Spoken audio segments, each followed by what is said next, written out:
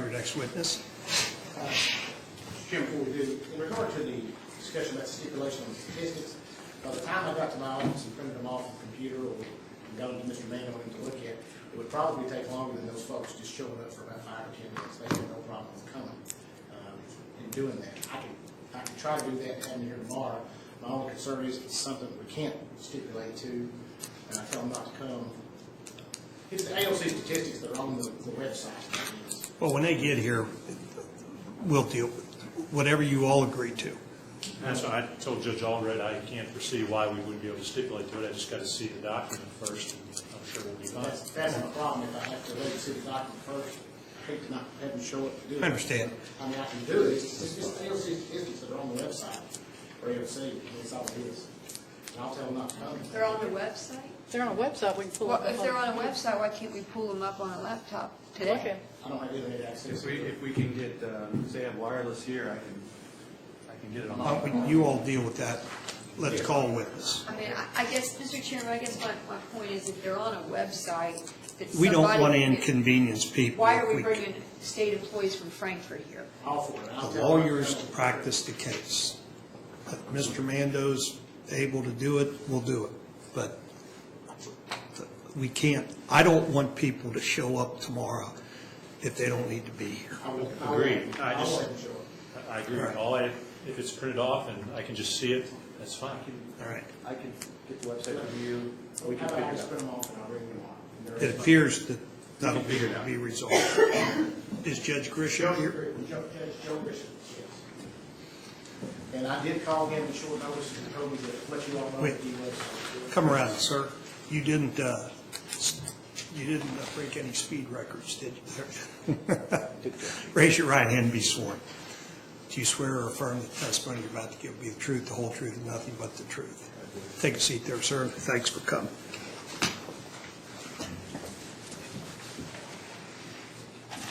You may ask, Judge. Thank you. State your full name for the record, please. Joe Greasup, Okay. And are you the judge executive of Harlan County? that's correct. And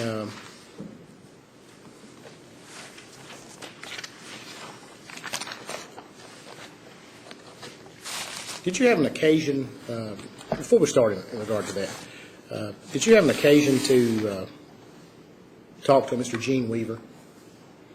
Several times. Do you recall how many times, if you can remember, that you talked to Mr. Weaver? At least 6, maybe 7. I'm sorry, how many? At least 6, maybe 7 times. Thank you. Could it have been more? I'd say 7 would be the tops. Now, in regard to that, was there ever a time you had a meeting with him that he indicated to you that, did he ever make a statement to you that made you feel uncomfortable? Yes, it was the 7th meeting when I said I take back everything I said to you because I have information that leads me down another path. And he said, if there's a problem between you and Marvin Litford, he said, I can get you two together and we can work out those differences. And he also said that Henry Johnson was just trying to help me. Did it make you feel, how did that make you feel for an investigator to ask you questions or make statements like that to you? Well, I was puzzled as to whether he was an investigator or if he was something else. So I said I didn't want to see him. I don't want to see him anymore. After that, I was done. Did he ask you, when you told him that you had information that made you believe differently, did he ask you what that information was? No, Did he seem interested in that information? no. Did he seem agitated that you had brought that up? Yes, he wanted to go get me with Marvin Litford and solve that difference.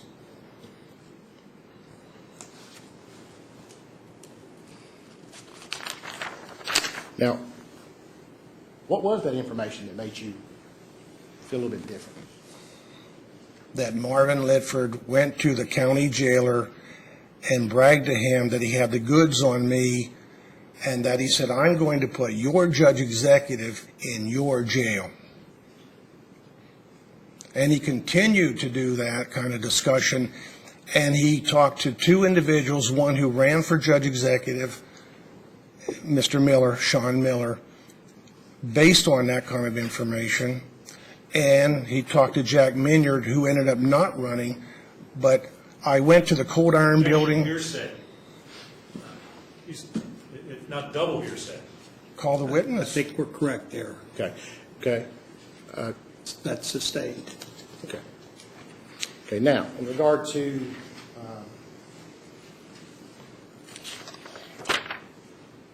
him talking to the jailer about you, about putting you in jail, how'd that make you feel? Terrible, because I hadn't done anything. Did that seem to be the normal conduct of a legitimate law enforcement officer? No, it didn't, and it bore out to be true that when the evidence was presented and I had a no true bill given to me by the grand jury, so I took the polygraph, which cleared my name, and it had all the appearances of being, well, not accurate information. They claimed I was with this lady 3 times. I was not. Now, in regard to, I would assume that was a pretty bad experience having to go through that. Is that correct? Yes, it was. Have you recently been served with a subpoena to appear at the Harlan County Grand Jury? Yes, I was. After the last fiscal court meeting, which would have been about the 16th of August. Did you all have any discussions concerning the Commonwealth Attorney's Office at that fiscal court meeting? No. Objection, relevancy. Well, yes. With regard to the charges against He can Judge answer. Oliver. Go ahead and answer, Judge. Yes, we were working on the budget back in May, and then we had further discussions because the Commonwealth Attorney's Office requests $50,000 a year from the fiscal court to support the Commonwealth Attorney's work. And I felt that we shouldn't do that during the budget time, but the fiscal court members wanted to put it in, so we did. But another fiscal court member, or well, 2 of them actually, brought it up at the last meeting, and I concurred that we should not support that Commonwealth Attorney anymore because we got back no reports to support why we're giving this money. Why should the county be supporting the state? And no discussion, no reports were given to us as they were promised back in May, June during the discussions of the budget. And after that discussion in the fiscal court, and your position in it, were you served with a subpoena to the grand jury? Yes, immediately after the fiscal court meeting, I was served. And who served you with that? Do you recall? Sheriff Deputy Mr. Doan. And did you ask what this subpoena was about? I said, "What's this about?" He said, "I don't know." Had you testified against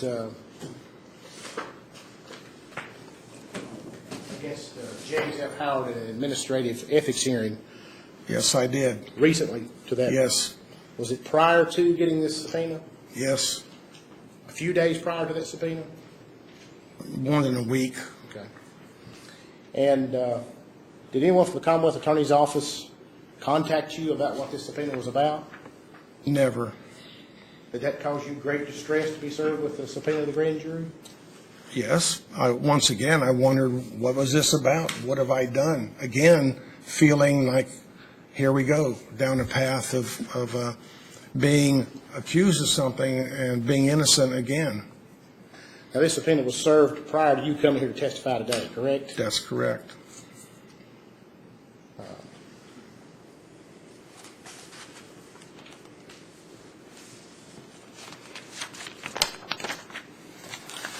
Now, in regard to the allegations involving me, the special grand jury order that I entered,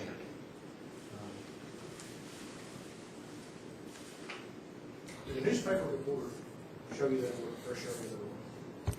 Yes, I was in Lexington that day, and, Frankfurt, actually. Coming through Lexington when I got a phone call from the reporter, Nola Sizemore, saying, "Judge, you've been requested to come to the grand jury, and they're going to, get these charges against you brought before the grand jury. And I said, based on what information, and she said, she had it there. So I went to the newspaper, and I got there around 5 o'clock. I was running a little bit late, and she showed me the paper. And I said to her, where did this paper come from? Because when you testify in court, you're going to have to tell me. What did she say? Objection, hearsay. Sustained. She said, Hold on. Objection. You can't answer that question, Judge. You can only testify about what you know, not what people told you. What's my next exhibit, please? N. Thank you, sir. Okay. This is a copy of the Harlan Daily Enterprise. What's the date? What is the date? February 8, 2011. February 8th, 2011, which And it's a news enterprise, Harlan Daily Enterprise. Harlan Daily Enterprise. Harlan Daily Enterprise ran a retraction clarification.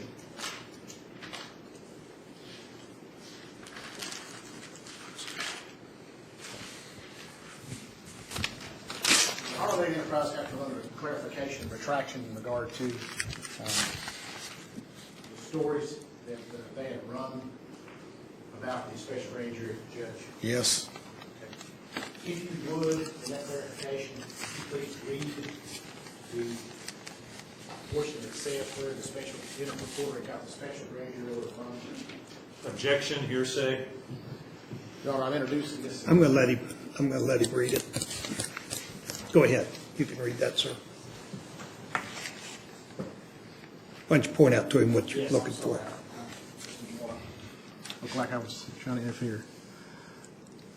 All right. Put it right here. The enterprise wishes to clarify that a special grand jury order with the purpose of hearing an investigation on Greasup was not received from Allred.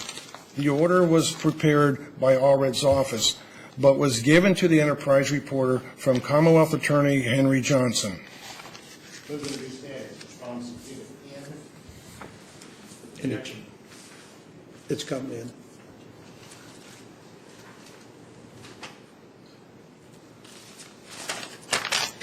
Now, when you found out, or when you believed that order had come from me, you weren't happy with me, were you? I was furious. And I don't blame you, if that were true. How did it make you feel when you found out that that wasn't true? I completely took back, He can answer. Go ahead. Found out, or I felt awful. When you Again, so I believed took that back what I said. That's why you weren't happy I with told it. Mr. Weaver. I found out new information. And then so that's when I began to realize that the people who were doing harm to me are different. now, you were also receiving emails from Mr. Johnson during this time, right after this event took place, is that correct? Yes.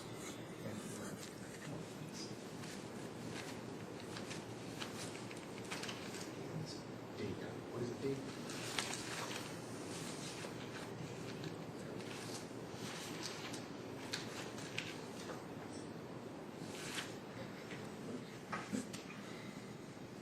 Okay, if you would, response exhibit 3, read that first line of an email sent to you. Dear Joe, I have good reason to believe that on May 25th, Judge Allred will try to use the special grand jury that is still scheduled to report and indict you, and also me, and possibly the sheriff. It is important that we finish our own investigation of the judge's improper conduct before then. How did it make you feel when the Commonwealth Attorney is sending you, strike me, I don't see feel.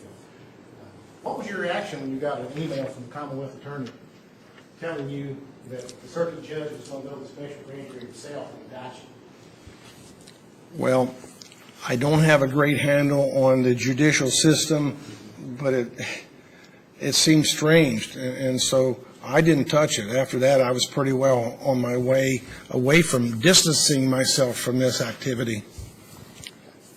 And did that further bolster the anger that you had at me?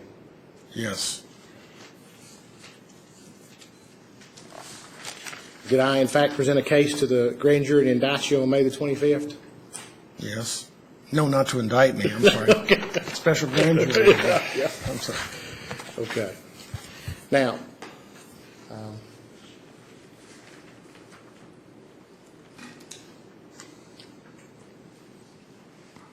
is it your testimony here today that you retract all the things that you said in your initial statement regarding me? Yes. Is it your wish here today that this commission dismiss the allegations in regard to special grand jury involving you against me? Yes. Judge, what's the purpose of that question? I think once, Mr. Chairman, you asked me in a informal Mr. conference how James Howard felt, and I thought maybe Mr. Grishams. Well, he can answer how he felt, but he has, whether the charges are dismissed have nothing to do with him. He's a witness. He was the subject of the special grand jury. He's not the person that brought the charges. Whether he wants to dismiss them or not has no That's a bearing. question for me, Mr. Chairman. Who brought the charges on the special grand jury? I requested it, and nobody ever told me. It wasn't The Mr. Grishams commission who brought the charges. Who?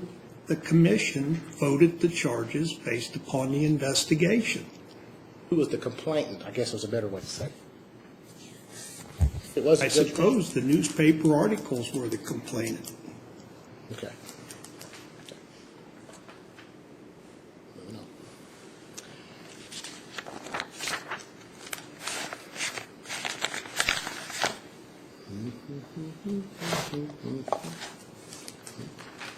The judge, similar to a victim of a crime, they don't get to decide whether charges are dismissed. Mr. The Chairman, Commonwealth brings the charges. The charges are then pursued by the Commonwealth. Mr. Chairman, I've probably been involved in 3,000 or 4,000 criminal cases in my life, and I don't know of a single time the victim's wishes or opinions in a matter were not considered. This commission, I'm not saying they're not considered, but that has no bearing on whether the charges go forward or not. can you answer the question? I'm confident. Go ahead, Judge Grisham. I assume you'd like the charges dismissed. Yes. Now, in regard to